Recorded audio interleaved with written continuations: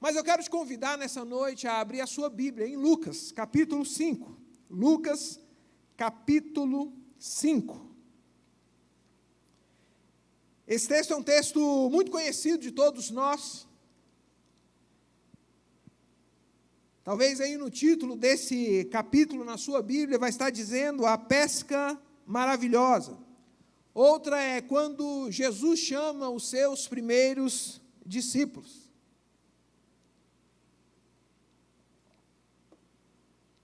Certo dia, Jesus estava perto do lago de Genezaré, e uma multidão o comprimia de todos os lados, para ouvir a palavra de Deus. Então ele viu à beira do lago 2 barcos, deixados ali pelos pescadores, que estavam lavando as suas redes. Entrando em um dos barcos, o que pertencia a Simão, pediu-lhe que o afastasse um pouco da praia. Então sentou-se e do barco ensinava o povo. Tendo acabado de falar, disse a Simão: vá para onde as águas são mais profundas e lance as redes para a pesca. E Simão respondeu: mestre, trabalhamos muito a noite inteira e não pegamos nada, mas porque és tu quem está dizendo isso, eu vou lançar as redes. Quando fizeram, pegaram tal quantidade de peixes que as redes começaram a se romper.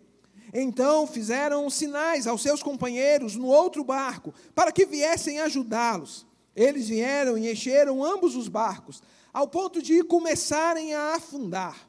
Quando Simão Pedro viu isso, ajoelhou-se aos pés de Jesus e disse: afasta-te de mim, Senhor, porque sou um homem pecador.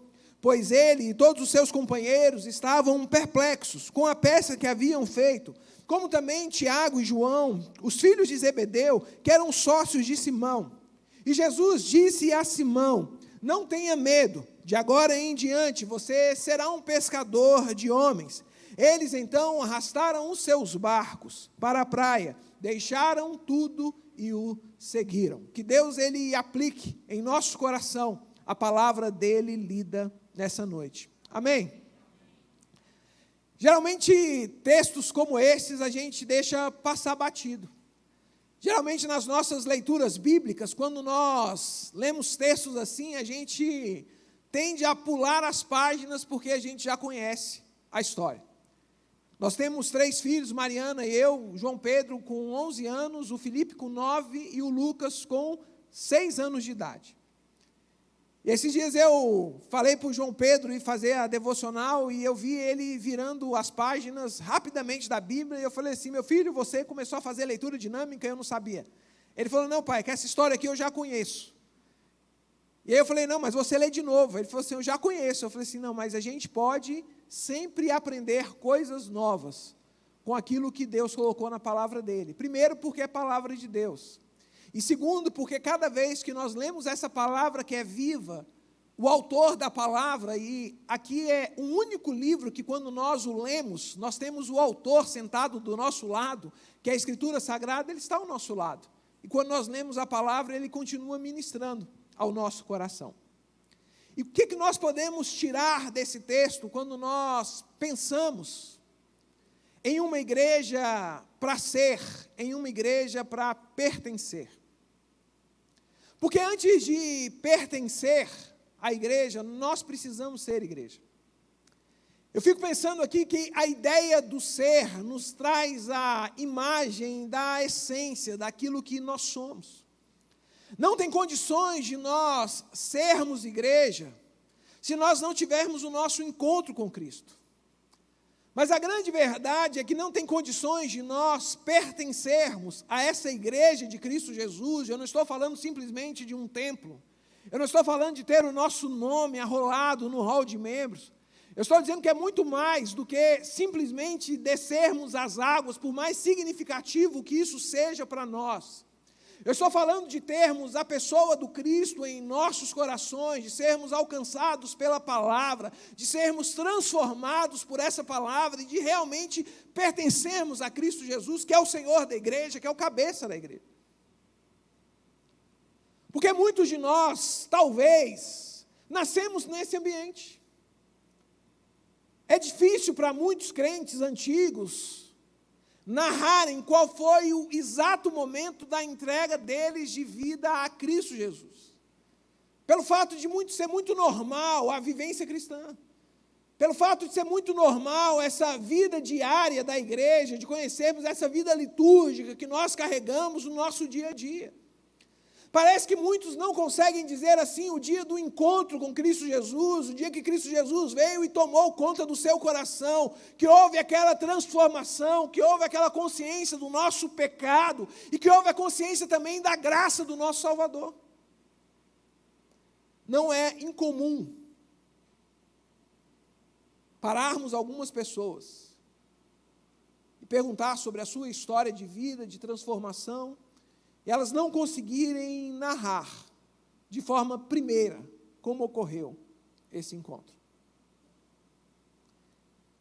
Eu penso que muitos de nós aqui hoje podemos ser assim também. De aprender a nos acostumar sem ser. A Mariana, ela foi missionária radical latino-americana, primeira turma da Junta de Missões Mundiais. E logo quando ela voltou do campo, o contato dela ainda com missões muito grande. Em 2009 nós casamos e em 2010, pastor Adilson, na época era o promotor de missões mundiais, o mobilizador de missões mundiais, convidou Mariana para estar em Sumaré, no acampamento de missões mundiais. Eu lembro que nós fomos acompanhados de um casal de missionários, que hoje estão na China. Ele, inclusive, é maranhense, Léo e Poliana, estão servindo hoje lá na China, como missionários nossos. E a gente saiu ali de Sumaré com destino a Santos, e ele pediu para a gente ir assistir um jogo do São Paulo que iria passar no Morumbi. E eu falei para o Léo, eu não vou porque eu sou flamenguista. Então, não tem nada a ver eu ir lá assistir jogo do São Paulo. Aí ele falou assim, cara, eu estou indo para a China. Lá na China eles estão matando os crentes. Já pensou se eu morro e você vai levar esse peso na consciência de que eu queria ter assistido um jogo do meu São Paulo antes de ir para a China? Eu como missionário, eu falei assim, Léo, não carrego peso nenhum. A gente ora por você, agradece a Deus pela sua vida, pelo seu legado, né? Mas naquela época a Mariana ainda torcia para o São Paulo. E ela falou assim, vamos, amor. Aí eu falei, vamos, né? Porque num casamento a gente pode escolher ser feliz e ser muito feliz. Eu escolhi ser muito feliz, né? Eu falei, vamos. E fomos assistir, então, o jogo do São Paulo, que estava, naquela ocasião, jogando contra o Once Caldas pela Libertadores. Naquele dia, o São Paulo faz um gol no Once Caldas. Meu coração, tanto quanto revoltado com o Once Caldas, porque ele havia ganhado do meu time, que eu sou flamenguista. E eu estava com uma revolta grande no coração contra aquele time, e na hora que o São Paulo faz o gol, eu no meio da torcida do São Paulo, eu começo a vibrar com o São Paulo e grito gol com a torcida do São Paulo, eu me lembro levantando as mãos. E aí eu digo que naquela hora, eu não sei se é o Espírito Santo de Deus assim que visita a gente, e ele fala assim, esse jogo está sendo televisado.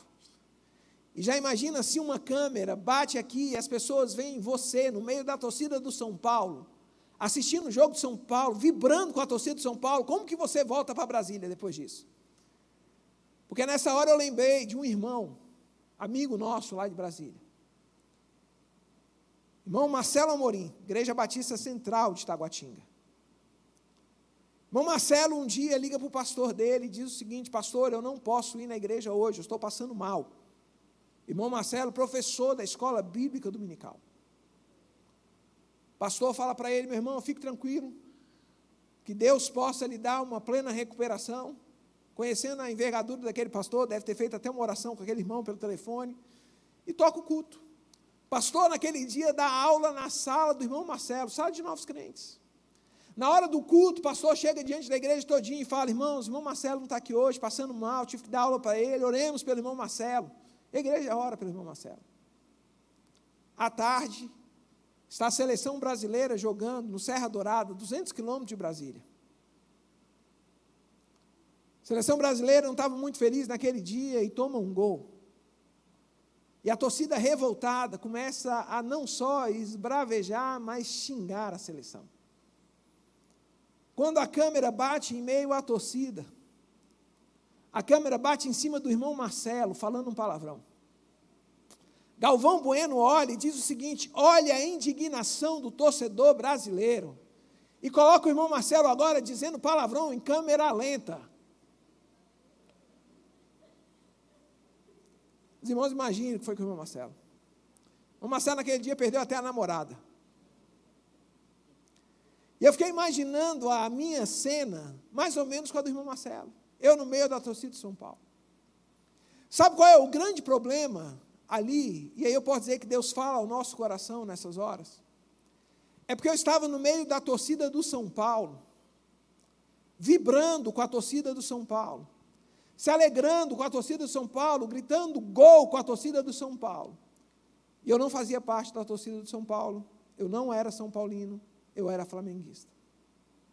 Hoje eu tenho visto algumas pessoas que cantam com o povo de Deus, se alegram com o povo de Deus, celebram com o povo de Deus, levantam as mãos e cantam como o povo de Deus canta. Mas não é povo de Deus, não faz parte do povo de Deus, porque ainda não teve um encontro com Cristo Jesus. E esse texto aqui fala sobre isso. Esse texto fala de uma manhã que eu fico imaginando Jesus, ele acordando, talvez assim, tomando o seu café da manhã, comendo uma tapioca, um cuscuz com carne seca, queijo, coalho. E aí ele olha pela janela assim na casa dele, passa a mão assim para o céu e diz: hoje não dará peixe para Pedro. Termina de sentar e se alimentar e ele vai caminhar rumo àquilo que ele fazia de forma costumeira, a anunciar o Evangelho, pregar a palavra de Deus, falar ao coração dos homens. Quando ele chega na beira de uma praia, há uma multidão. E aqui eu acho interessante que sempre as multidões se comprimiam para ouvir o Cristo. Porque as palavras do Cristo eram muito boas, a palavra do Cristo, de alguma forma, trazia paz, alegria, talvez esperança a corações sofridos. Talvez quando Jesus Cristo chegava, as pessoas se aproximavam dele para poder ouvir uma palavra que trouxesse algum tipo de alegria, algum tipo de novas perspectivas ao seu coração. Um povo sofrido, um povo marginalizado pelo governo da época ali, dominado pelo Império Romano. Muitos deles sem o direito de ir e o direito de vir, passando as suas necessidades. E aquela multidão estava ali. Mas engraçado que, apesar de Jesus sempre falar às multidões, é do meio da multidão que saem os discípulos de Cristo Jesus.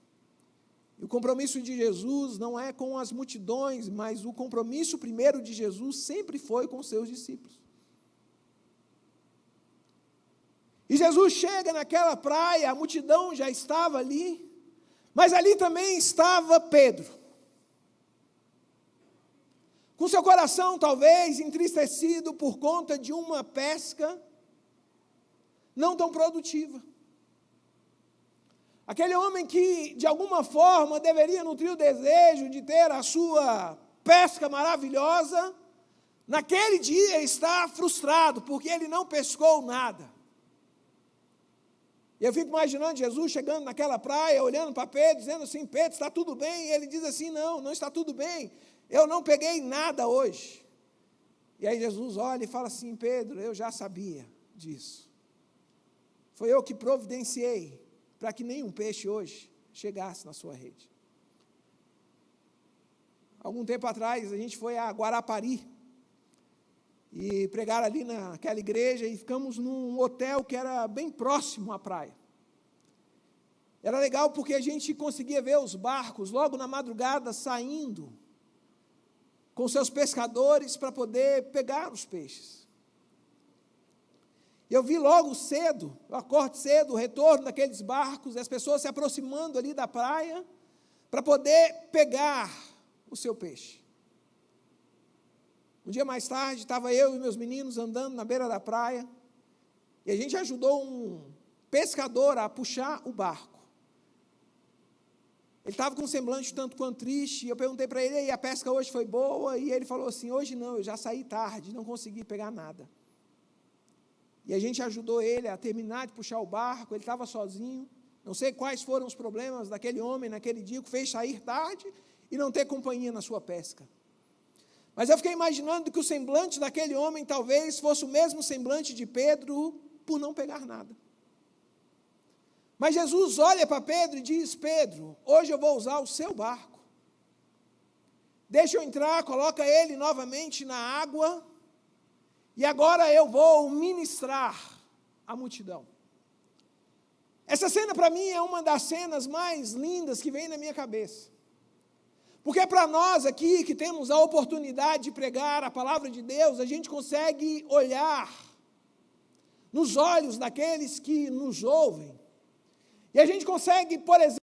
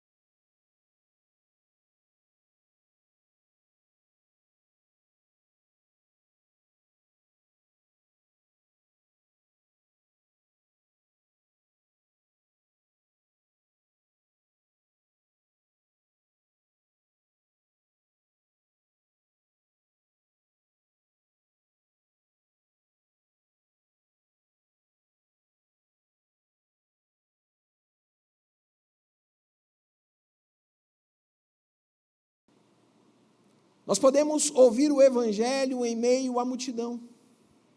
A palavra pode ser ministrada para muitas pessoas, mas esse Espírito Santo de Deus, que Apocalipse vem dizendo, que passeia no meio da igreja, que conhece os corações, ele vem de encontro ao nosso coração, e ele fala ao nosso coração de forma individual. Quantos de nós aqui já fomos conversar sobre a mensagem pregada dentro do carro? E a gente fala assim, olha, que legal, o pastor hoje falou sobre maçã. Aí a pessoa fala, não foi sobre maçã, foi sobre bananas. Não, aí o outro, não foi bananas, ele falou sobre peras. E a gente fala assim, eu não estou entendendo nada.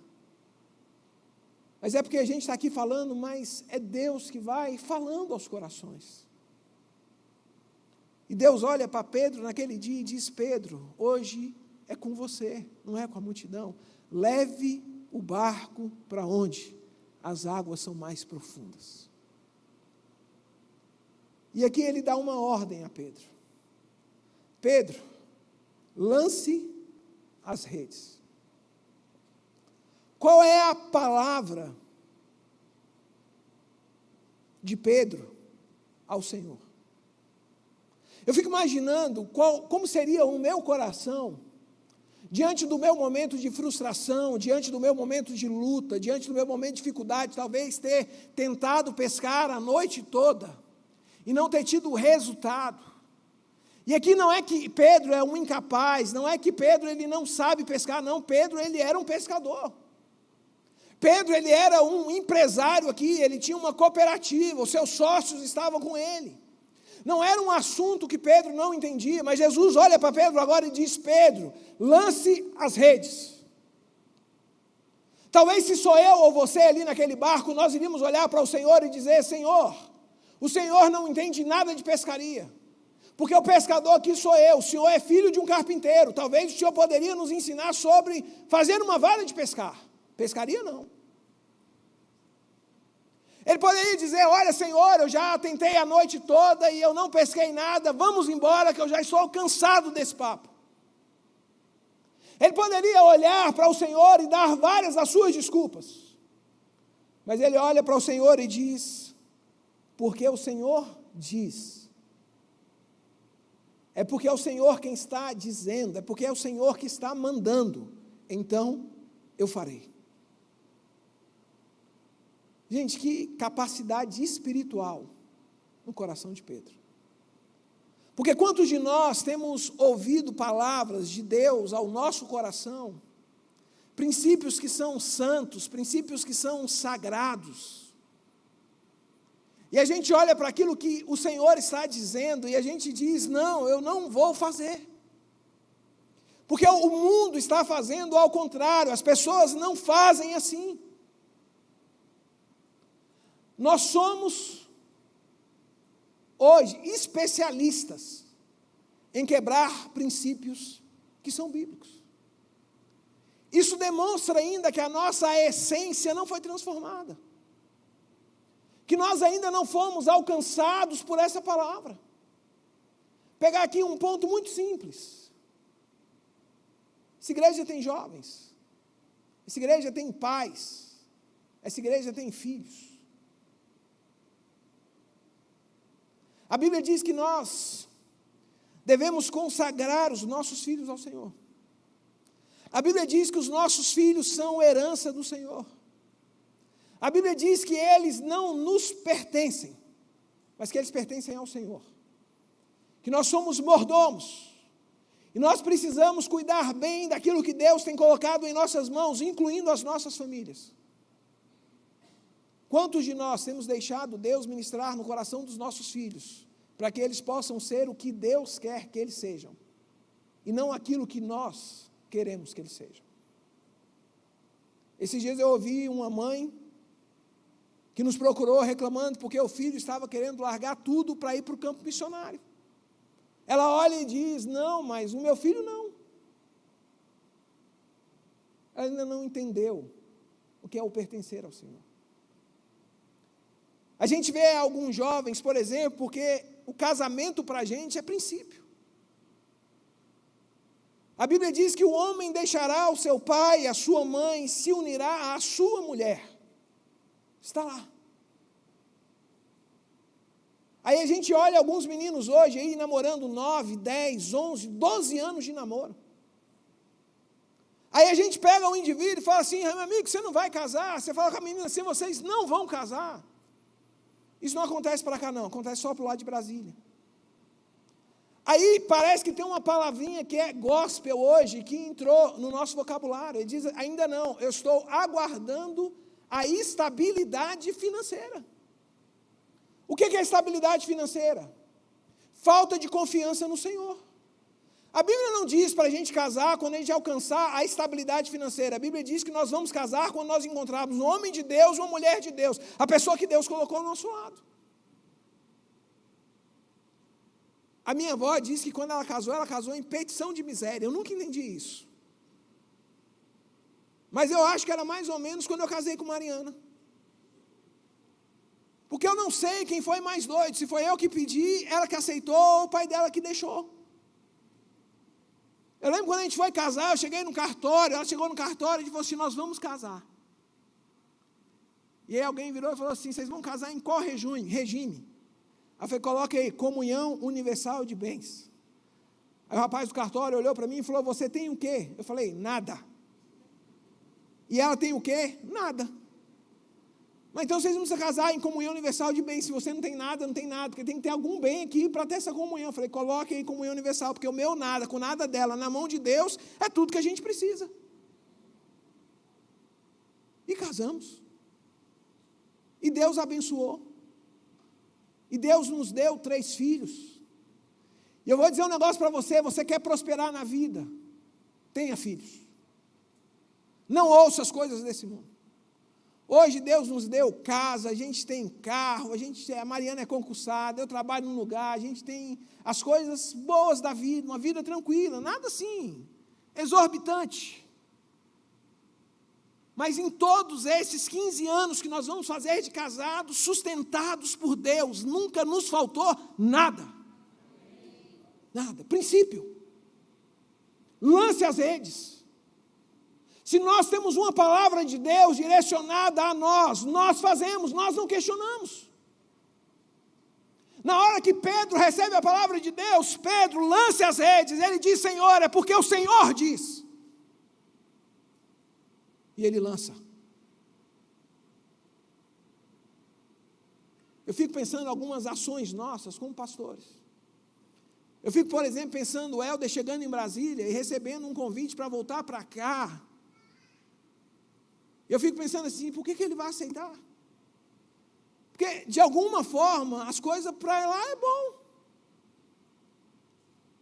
Ele tinha eu de auxiliar dele, olha que coisa boa. Auxiliar bom igual eu, nunca dei trabalho para ele, graças a Deus. Até me chamou para pregar aqui no aniversário da igreja. Os auxiliar ruins ele não chamou, estão tudo lá em Brasília. Wesley, Caio Igor, aquela galera lá. Não, são tudo gente boa. Mas eu estou aqui.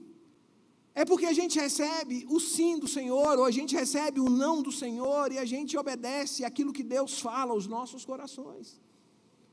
E a gente vai vendo Deus fazendo, a gente vai vendo Deus agir, a gente vai vendo Deus realizar. Por quê? Porque nós ouvimos e nós vamos. Lembra de Abraão? Na hora que Abraão recebe uma ordem de Deus, Abraão sai da tua terra, do meio da tua parentela, e vai para o lugar que eu te mostrarei.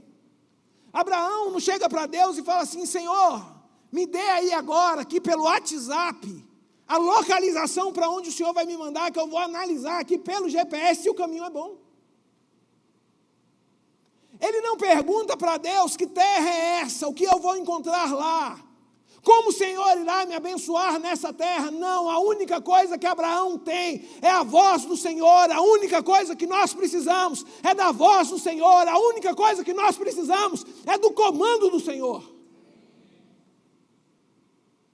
Eu chamo as minhas ovelhas pelo nome e elas ouvem a minha voz e me obedecem. É assim. Isso é ser, isso é pertencer a esse Deus. E Pedro lança. E quando Pedro lança as redes, a Bíblia diz que as redes se enchem de peixe.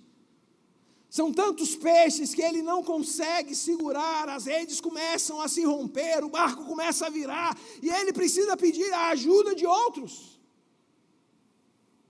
Talvez a gente poderia olhar isso aqui na dinâmica da prosperidade. De que Deus sempre nos dá mais do que nós precisamos ou mais do que nós pedimos. Agora, guarda um negócio no seu coração. Se você não sair daqui hoje com nada, sai simplesmente com isso. Você quer saber quando é que Deus nos dá as coisas e quando não é Deus que tem nos dado as coisas?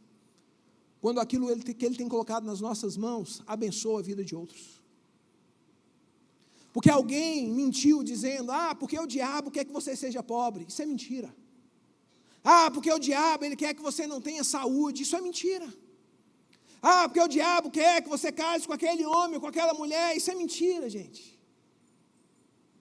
O diabo quer acabar com o nosso relacionamento com o Senhor.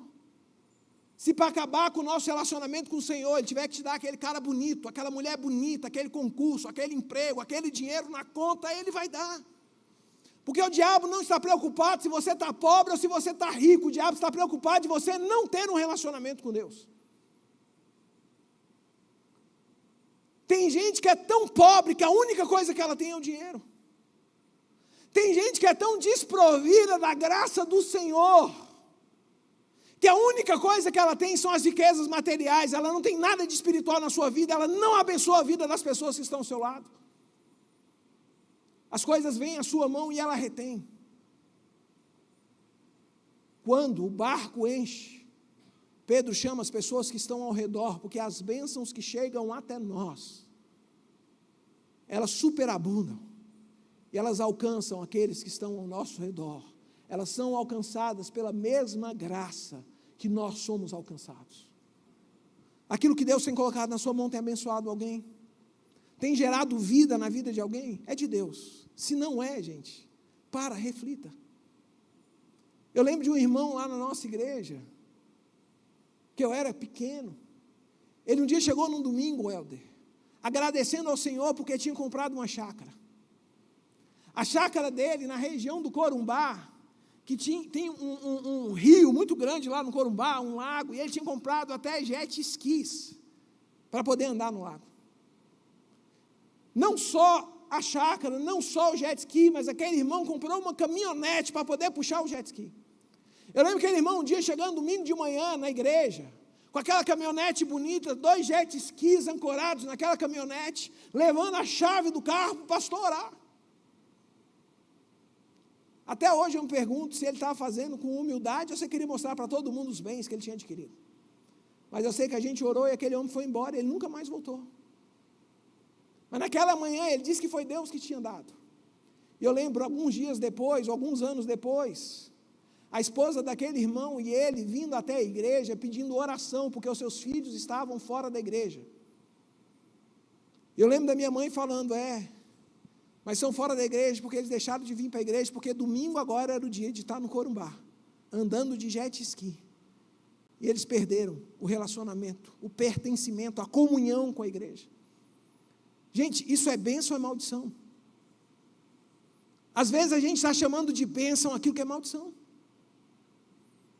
É melhor a gente comer o arroz com feijão, tendo Jesus assentado à mesa, do que experimentar de toda a vitória que o mundo pode nos dar, como Moisés iria experimentar, mas ele diz, Senhor, sem a tua presença nós não daremos um passo, porque é a tua presença que nos importa.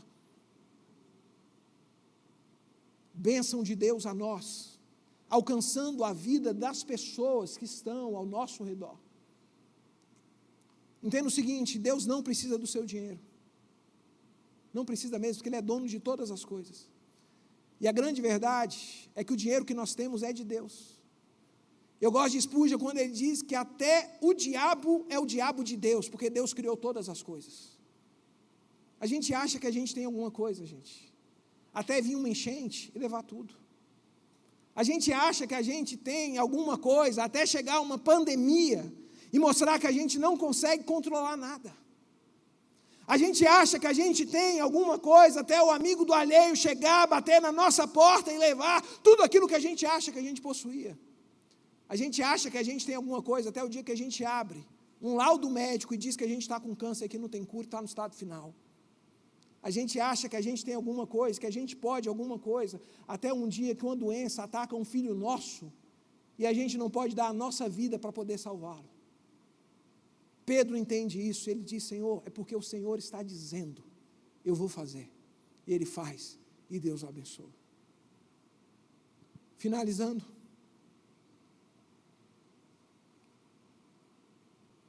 Jesus olha para Pedro e diz: Pedro, eu vou fazer de você pescador de homens.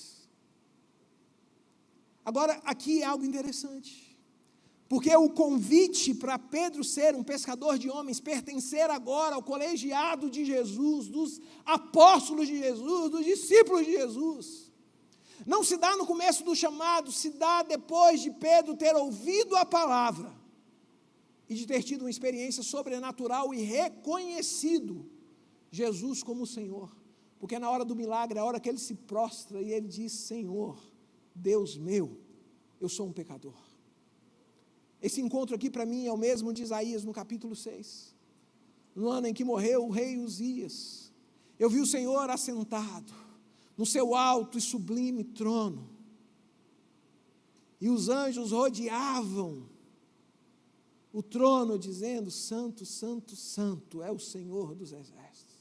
A oração de Isaías, quando vê essa imagem, é: Senhor, eu sou um homem de lábios impuros, que habito no meio de um povo eu sou um homem de lábios impuros, que habito no meio de um povo de impuros lábios, mas os meus olhos viram o Senhor. Ai de mim. E o Senhor toca na boca de Isaías com uma tenaz e purifica os lábios de Isaías. A quem enviarei? Isaías diz: eis-me aqui, envia-me a mim. A quem enviarei, Pedro? Senhor, estou aqui. A Bíblia diz que Pedro deixa as redes, deixa os barcos e segue a Jesus. Ele não pergunta para Jesus: Jesus, qual é o plano ministerial que o Senhor tem para mim? Qual é o fundo de garantia? Qual é o aporte financeiro? Qual é a garantia que tudo aqui vai dar certo? E ele diz: nada disso, ele simplesmente segue a Jesus. Gente, sabe o que eu queria aqui? Que talvez a minha história, a história da sua vida, se terminasse nos dias desses encontros. Naquele dia que talvez um pregador chegou até aqui, você que nasceu aqui, outra igreja, falou assim: olha, entrega a sua vida a Cristo Jesus, e a gente levantou a nossa mão, e alguns de nós ainda viemos à frente ainda e repetimos a oração de: Senhor, entra no meu coração, escreve o meu nome no teu livro. Alguns pastores assim, mais batistão antigo, ainda falavam assim: mas escreve com teu sangue, Senhor, porque com teu sangue ninguém pode apagar. E a gente ia sair daqui falando assim: agora eu sou um crente, agora tudo é novidade, agora tudo é mudança, agora eu não peco mais, tudo é santidade na minha vida. Mas aí a gente lembra de Spurgeon, quando ele disse que ele achava que o pecador que habitava nele iria morrer nas águas do batismo, mas ele descobriu que o miserável sabia nadar. Porque Pedro aqui poderia ter terminado aqui, e a gente conhecer a história de Pedro assim: o homem que seguiu ao Senhor Jesus, depois de um grande milagre.